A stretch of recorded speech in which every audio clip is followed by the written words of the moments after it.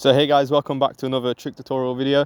Trippy spin today. So it's been highly requested by you guys, and I thought this is the perfect place for it. There's two massive poles that you can just do trippy spins around, and I thought, do you know what, I'll treat you guys to another trick tutorial video. So that's exactly what we're doing today. So the reason I've chosen this spot is because there's, as you can see, there's two massive pillars that you can do it around, and that is one of my first tips in learning how to do a trippy spin, is try and do it with a pillar that's got quite a bit of height, because it will make your life quite a lot easier when you're learning it. So especially if you're trying to do it around these lampposts, for example, it might be a bit harder because you don't have that much clearance from the ground. But if you try and get something like that, where it's got a bit of height, then the extra clearance should make it a bit easier for you to learn. And as always, before we get into the flying, I'm just going to do a quick quad review. Shout out to my sponsors. So first of all, frame of choice today is the FrameX by David. I gotta say it's the most durable frame I've ever tested. So this is just a 5-inch TrueX bando bashing frame. I can't recommend it enough. Give a shout to FrameX on Instagram and they'll hook you up with the frame. As for props of choice, I am using the J37s, and I've been using these for quite a while, and I can't recommend them enough for spang, because out of all the ones I've tried, these have got the most spang capability. I can confidently say that. Another thing I want to say is sometimes I use the J40s instead of the J37s. Only difference is, in my opinion, the J40s are a bit more floatier. So if you're looking for still that same crispy, snappy flying style, but you're looking for a bit more floaty and a bit more laid back, J40s might be for you. And as for battery, as you guys have seen in all my videos, I'm rocking the SpeedyPizza Pro 1350 mAh lipos. I can't recommend them enough. You've seen it in my review video, and I've just fell in love with them. They're really punchy, they're really durable, and I've been using, this is the exact same one I think I showcased in my review video months and months ago, and I'm still flying it to this day. Obviously there's a few scuffs and scratches on it, but it flies exactly the same, and I can't fault it one bit. So very first question you might ask is, how do you actually do a trippy spin? And I'll just demonstrate this without flying. So basically I'm using mode 2, as most people would on their transmitters. If you want to do trippy spins counterclockwise, you go sticks in, and if you want to do trippies clockwise, then you go sticks out. Everyone has their preferences on which one they prefer. Me personally, I prefer sticks in, but each to their own. Some people prefer sticks out, some people prefer sticks in. It's honestly up for you to experiment. Right, so let's get straight into it, guys. So this was the two poles I was talking about at the start of the video. You got quite a lot of height and quite a lot of ground clearance, so this is honestly the perfect place to try and learn to do trippies. Right, straight into it. First step I'd say is, before you even try and attempt a trippy, make sure you can do cleanly just normal orbits, orbiting around the object, and make sure you try and do it while keeping the pole in the middle of your screen, and also keeping a consistent height, and also make sure you're able to do it the other way as well. I'm not as clean going back the other way, but it's good enough. Right, so first of all, how do you do, so as I've said at the start of my video, to do a trippy, you either go sticks in or sticks out. Me personally, I prefer sticks in. So it's literally, well, there's two ways to get into a trippy spin. You can either pitch up and go into a trippy, or you can sort of do a half trippy and then go into it. So I'll show you the first method that I prefer to do. It's basically where you go towards the object, pitch up, and then you do sticks in or sticks out to start the trippy spin. So it's basically, as you saw, you pitch up and you just try and keep a maintained height and trying to keep the pole in the middle of your screen. So that is the first method of getting into a trippy. And the other method of doing a trippy, as I said, is you sort of do a half trippy and then you roll into it. So you go like that.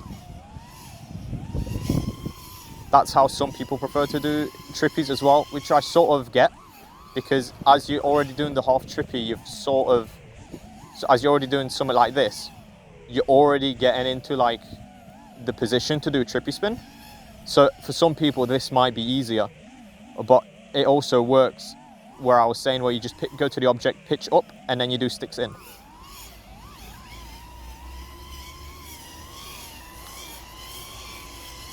So just like that. If you're doing sticks out, exact same procedure. You can either go around like that to start the trippy spin, or you can go pitch up and then start the trippy spin. So sticks out is fairly similar to sticks in. You just have to do a bit of experimenting with it. And yeah, there's your trippy with sticks out for you. Trying to maintain height and trying to keep the pole in the center of your screen. I'll have the hand cam visible. So it's sometimes it's a bit hard to explain how to do trippies without you actually going out and trying for yourself.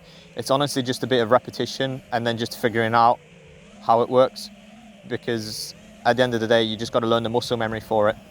So one of the main things I hear from quite a few people is the trouble they're having with trippy spins is they can't maintain the height. So like here, if we get into a trippy spin, like let's say you get into it pretty high and then over time you just start to sink and sink and sink and sink. As you can tell, we tend to sink and sink and sink a bit. So my main tip, if you're struggling to maintain height, is pitch your quad forwards a bit and give it a bit more throttle, and try and spin a bit quicker. So for example, if you pitch up, if you feel like you're losing height, just as you can see, I pitch down a bit and I try and spin a bit quicker. And obviously with trippy spins, you never want to go easy, you never want to go chill with the throttle. You gotta put a bit of oomph into it sometimes to keep going around.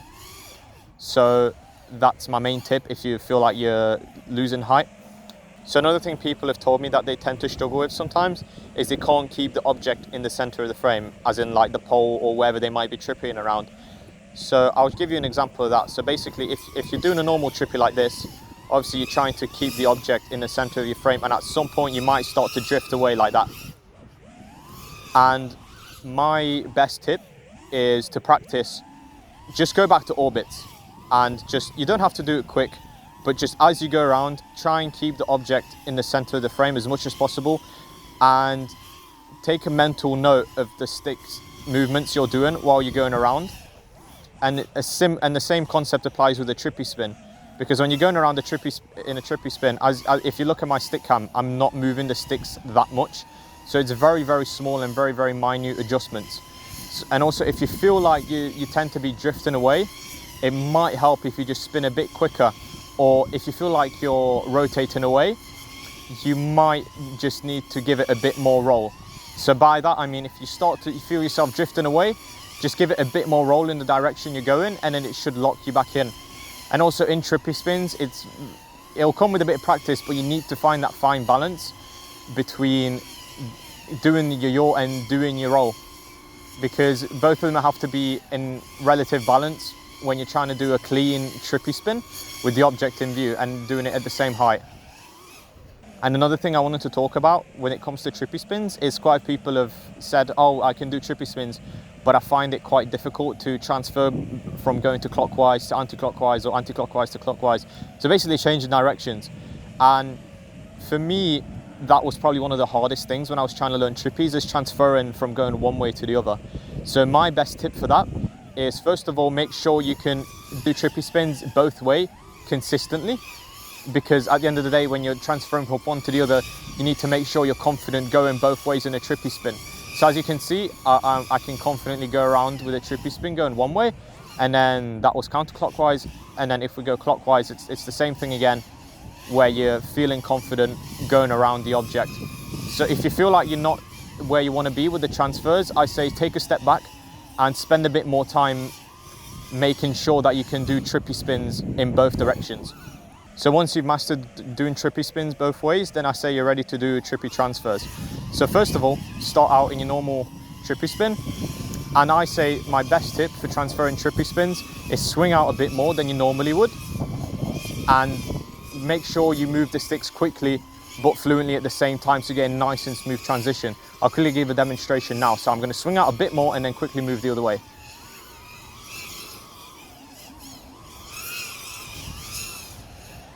That was not the cleanest, but you get the point. Basically, you just want to swing out a tiny bit more than you normally would when you're going around and move the sticks the other way. So if we do this the other direction,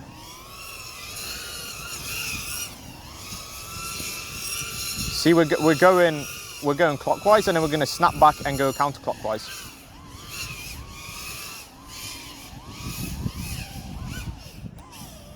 So there you go. Hopefully this stick cam should be explaining it a bit better. So there we go, guys. That does it for the trippy spin tutorial for today. As always, I like to keep it short and simple and just get straight to the point.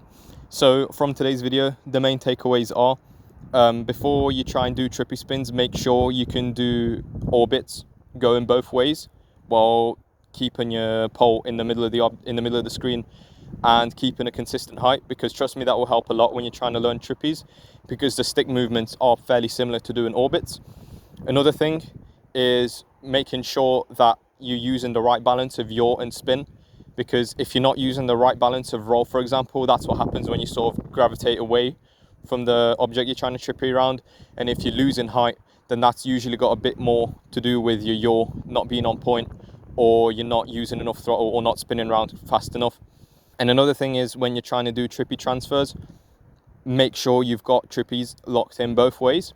And as I've said in my flying, make sure you swing out a bit more than you normally do, and then you move your sticks quickly but smoothly to get into the position to start reversing the trippy. And the thing is with trippies is it's not the most intuitive for most people to learn.